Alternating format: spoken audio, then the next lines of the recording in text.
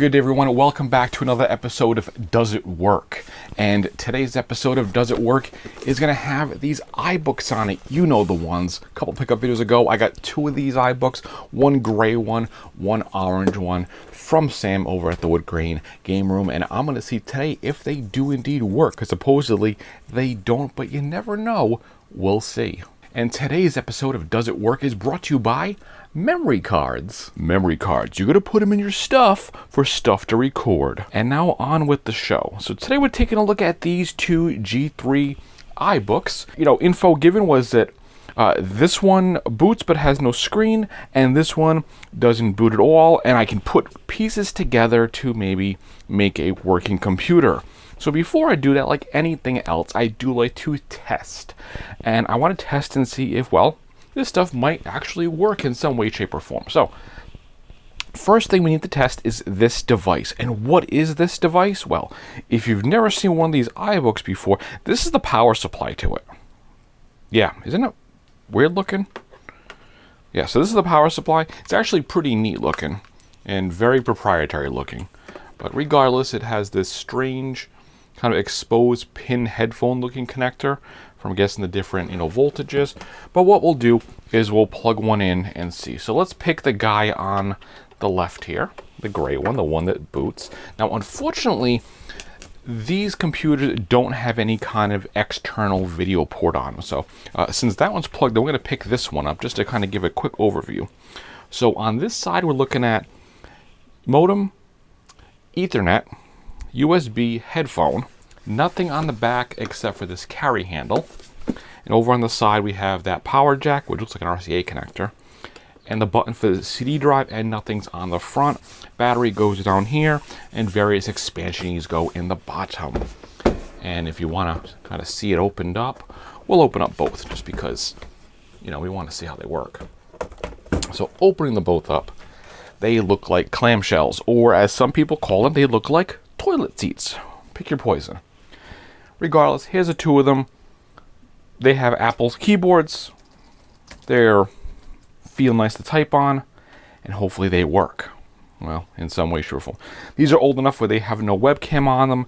These came out late 90s, early 2000s, mostly early 2000s. And these are actually featured in a lot of movies. If you look at a lot of movies from that era, the first one I can think of is Legally Blonde. I don't know why, but because of how they look and they kind of stood out on screen, they were chosen often. Anyways, let's turn this guy on. He's powered up. Okay, so I hear Mac noises, but I see nothing.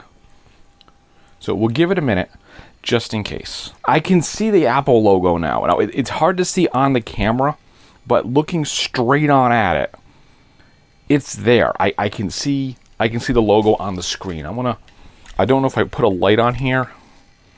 If maybe. Alright, so see right in the halo of this light is the Apple logo. So this monitor is actually on. It's just ridiculously hard to see.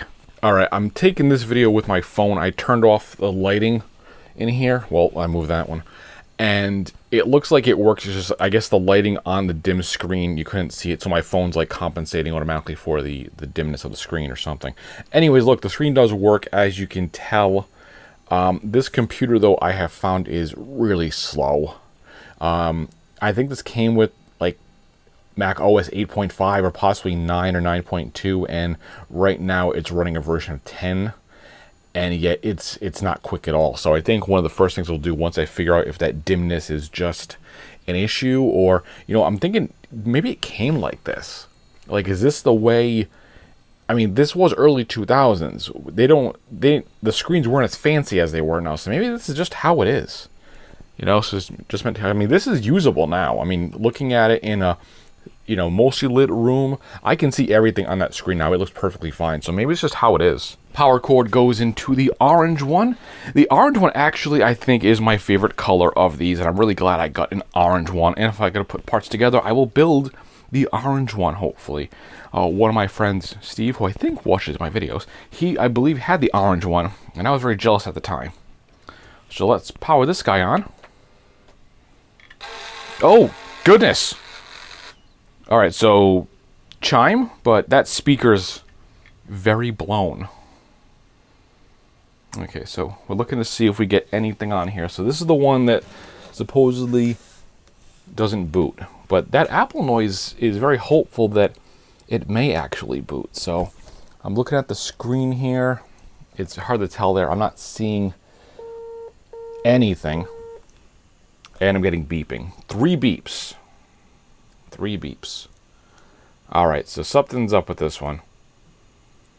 That's unfortunate. Alright, so that was interesting. So we have the orange one that doesn't seem to make any noise. It gives those beep codes that gives some kind of error. And then we have the gray one, which looked like it didn't boot, but then on a second boot, it turned on. And you can see a picture is just super duper dim. So I gotta see how to fix that. I'm guessing it needs to be fixed, of course. I don't know exactly. I'm looking at it as I'm talking. That's why I'm not looking away from you. I'm looking at the computer. So I got to figure out what that computer needs. I don't know. Maybe you can put a new lamp in it or something. All right. Well, we will see in the future what that brings us. As always, guys, I appreciate the watch, and I'll see you next time.